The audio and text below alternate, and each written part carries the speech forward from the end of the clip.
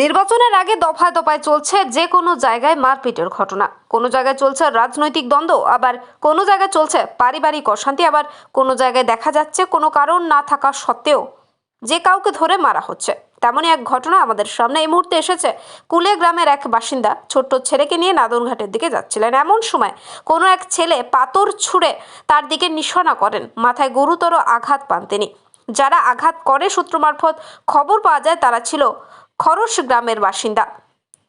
কিছুক্ষণের মধ্যে ছোট্ট ঘটনাটি রূপ নেয় একটি ভয়ানক কাণ্ডে।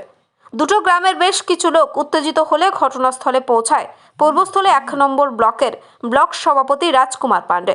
ঝামেলা তো সেই সময় অন্যদিকে চলে যায়। সমস্যা হচ্ছিল কুলে এবং খরস গ্রামের মধ্যে, অথচ মার খেতে হলো দীর্ঘপাড়ার বিদ্যুৎ মণ্ডলকে।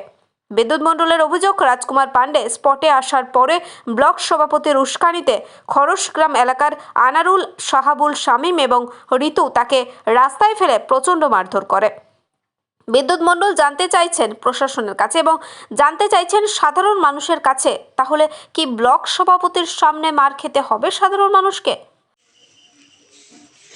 আমি সাধারণ পাবলিকের মতো দাঁড়িয়ে দেখছিলাম।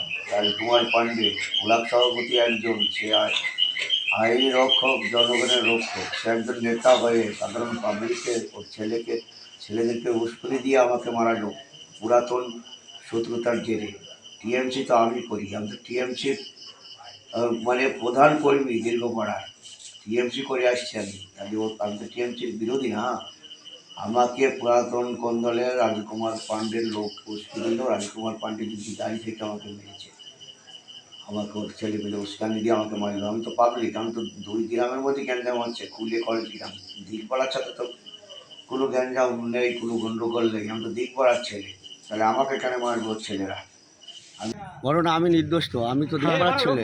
তোমাকে কে মেরেছে? কারা মেরেছে? আমাকে আনারুল মেরেছে, শামীম মেরেছে, শাহাবুল মেরেছে, ঋতু মেরেছে, আরও অনেকজন ছিল, ওরা সবাই মেরেছে, মারধর করেছে, প্রচুর মারধর করেছে।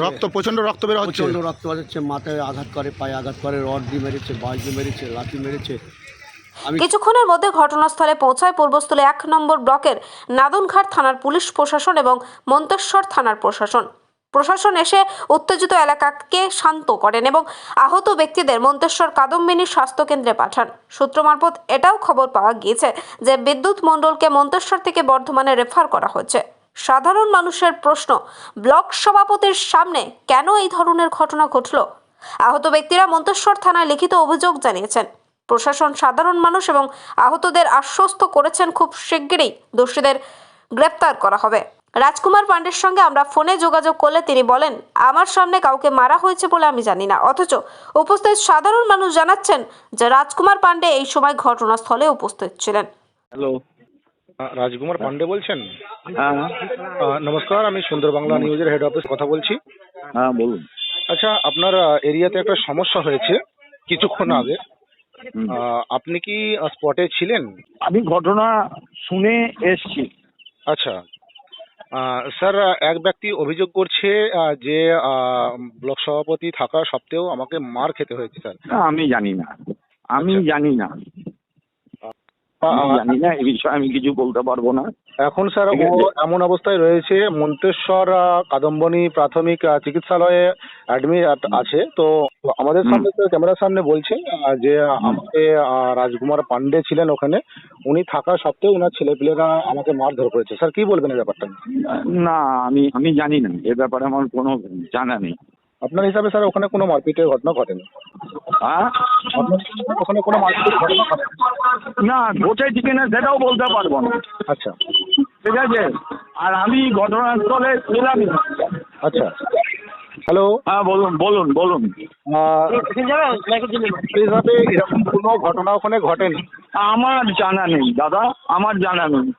ব্যুরো রিপোর্ট, সুন্দর বাংলা নিউজ।